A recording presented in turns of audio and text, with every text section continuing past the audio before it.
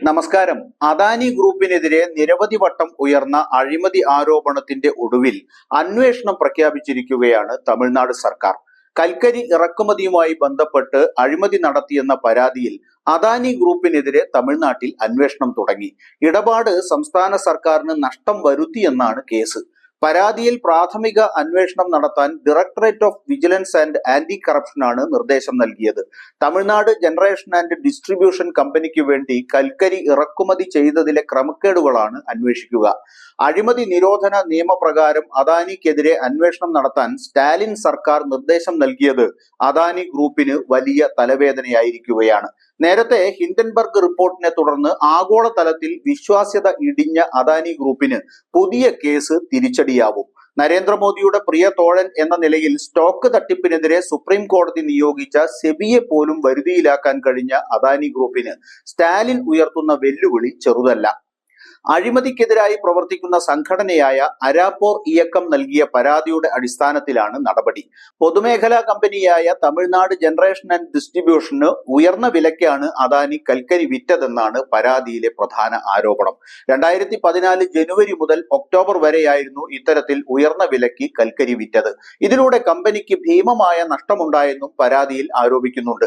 കൽക്കരി ഇടപാടിൽ വലിയ അഴിമതി നടന്നുവെന്ന് അരാപ്പോർ ഇയക്കം നൽകിയ പരാതിയിൽ പറയുന്നു.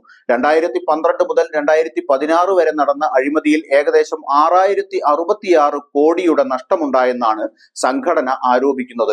2018-ലും 2019-ലും വിജിലൻസിന് ഇത് സംബന്ധിച്ച് പരാതി നൽകിയെങ്കിലും കേസെടുക്കാൻ തയ്യാറായില്ലെന്നും സംഘടന ആരോപിക്കുന്നു. തുടർന്ന് മുഖ്യമന്ത്രി MK സ്റ്റാലിന് നേരിട്ട് നൽകിയ പരാതിയിലാണ് ഇപ്പോൾ നടപടി. അദാനി ഗ്രൂപ്പും മറ്റും ഉൾപ്പെട്ട കോടികളുടെ കൽക്കരി ഇറക്കുമതി അഴിമതിയിൽ അന്വേഷണത്തിന് തമിഴ്നാട് സർക്കാർ അനുമതി നൽകിയത് ദേശീയ മാധ്യമങ്ങളിൽ വാർത്തയായി.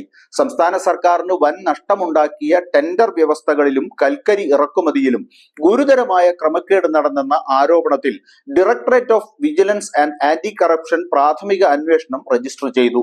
തമിഴ്നാട് ജനറേഷൻ ആൻഡ് ഡിസ്ട്രിബ്യൂഷൻ കോർപ്പറേഷന്റെ കൽക്കരി ഇറക്കുമതി സംബന്ധിച്ച ആരോപണങ്ങളിന്മേൽ പ്രാഥമിക അന്വേഷണം രജിസ്റ്റർ ചെയ്യുന്നതിനും അന്വേഷണം നടത്തുന്നതിനും സർക്കാരിൽ നിന്ന് അനുമതി ലഭിച്ചിട്ടുണ്ട്.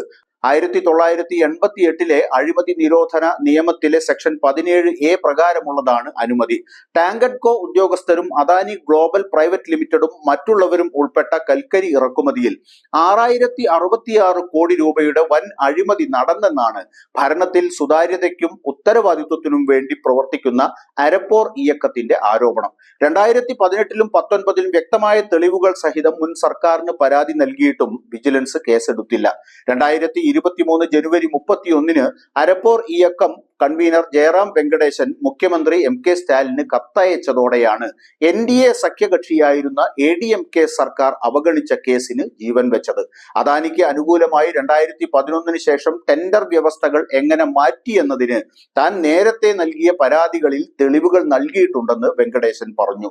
100 കോടിയുടെ ടെൻഡർ മൂല്യത്തിന്റെ വിറ്റുവരവ് ചില സ്ഥാപനങ്ങൾക്ക് അനുകൂലമായി ഏകദേശം 1000 കോടി രൂപയായി ഉയർത്തിയതായി നേരത്തെ CAG പോലും കണ്ടെത്തിയിരുന്നു.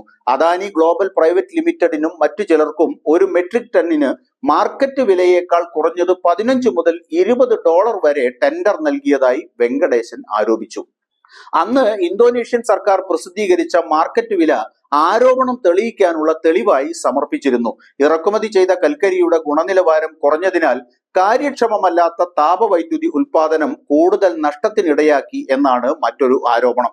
നേരത്തെ ടാങ്കഡ്കോയുടെ കൽക്കരി ഇറക്കുമതി ആരോപണത്തെക്കുറിച്ച് അന്വേഷിക്കാൻ AADMK സർക്കാർ പ്രാഥമിക അന്വേഷണം രജിസ്റ്റർ ചെയ്തിരുന്നെങ്കിലും പ്രഥമ ദൃഷ്ട്യാ തെളിവില്ലാത്തതിനാൽ അന്വേഷണം അവസാനിപ്പിച്ചിരുന്നു.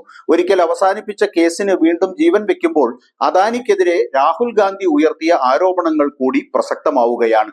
തമിഴ്നാടിന് സമാനമായി മറ്റ് സംസ്ഥാനങ്ങളിലും കൽക്കരി ഇടപാട് നടത്തിയ അദാനി ഗ്രൂപ്പിന് കേവലം ഒരു സംസ്ഥാനത്തിന് മാത്രം ബാധകമാകുന്ന കേസല്ല ഇത് എന്നതാണ് ഏറ്റവും പ്രധാനം. ഇതുതന്നെയാണ് അദാനിയെ അലട്ടുന്നത്.